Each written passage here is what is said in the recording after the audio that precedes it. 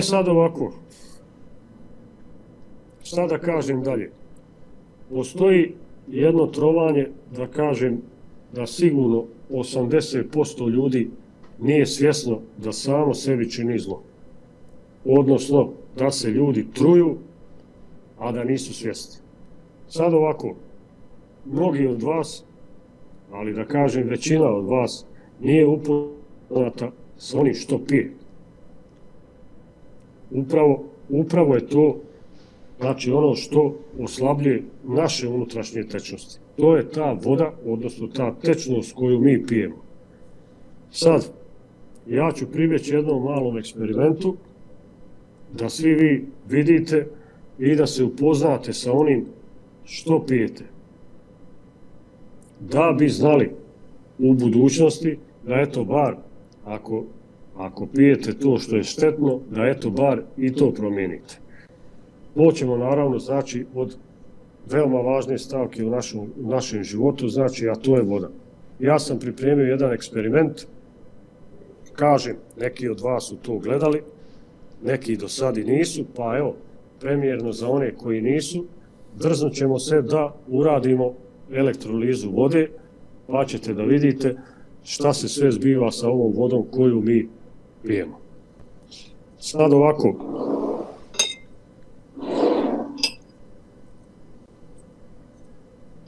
imamo ovdje 5 čaša. Evo, samo pre nego što to uradiš, možeš samo da objašnjiš ljudima šta je elektroliza vode? Pa ovako, evo, znači, dobro pitanje, hvala ti.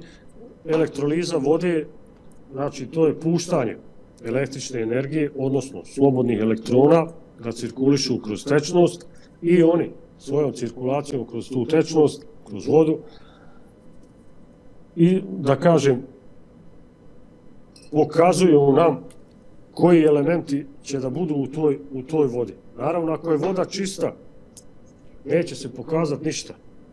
Odnosno, pokazat će se neki prirodni minerali koje voda treba da ima. Voda treba da ima minerale, voda ne valja da je skroz čista, jer vodi trebaju minerali da bi provodili električnu energiju.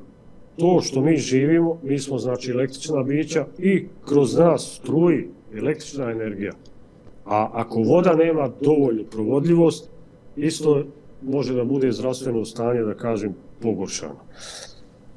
I sad ovako, kad smo već tu, imamo vodu sa česme, imamo izvorsku vodu. Ja ću sad dodati još flaširane vode, znači vode koje mi kupujemo u prodavnici.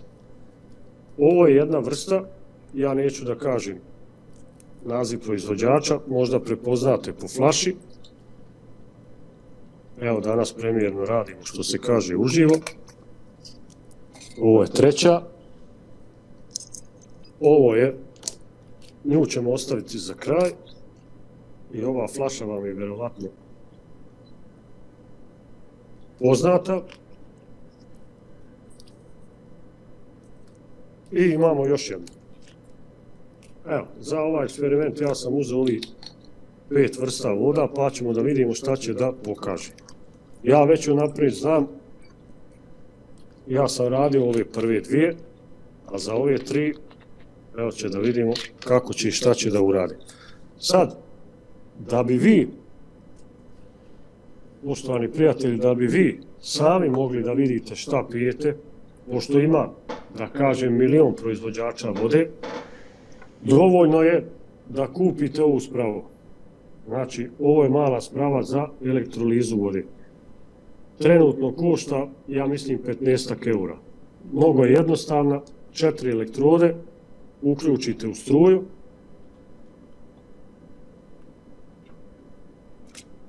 Evo ga. I možemo da krenemo prvo sa ove 2. Znači ovako, napominjem, prva čaša je voda sa česme, druga čaša je izvorska voda.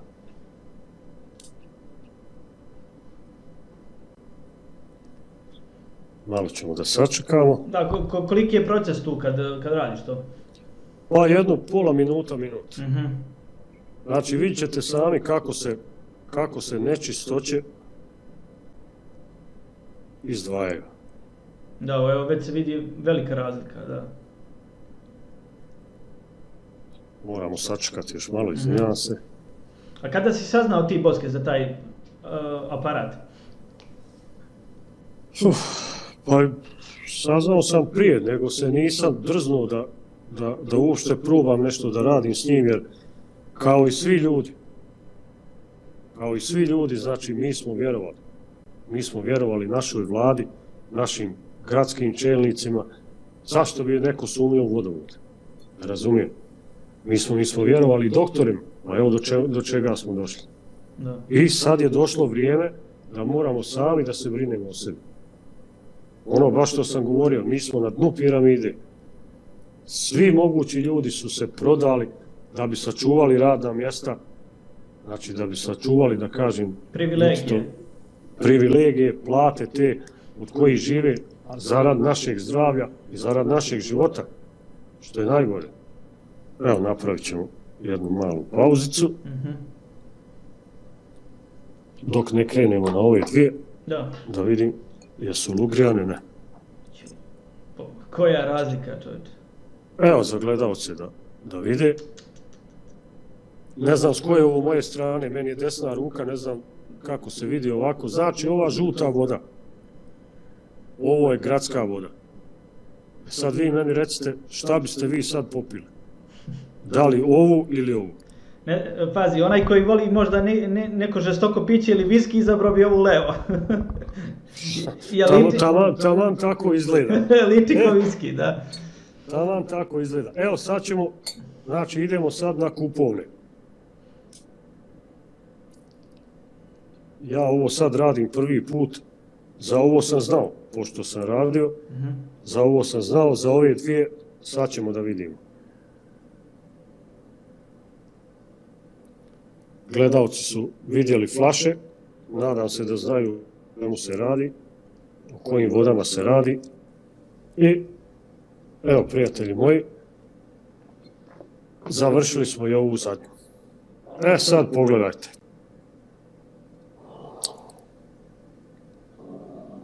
Nadam se da se ovo vidi lijepo. Znači imamo vodu sa česme, imamo izvorsku vodu. Imamo jednu kupovnu vodu, imamo drugu kupovnu vodu, imamo treću kupovnu vodu. Što znači? Samo jedna voda je potpuno ispravna za našu upotrebu.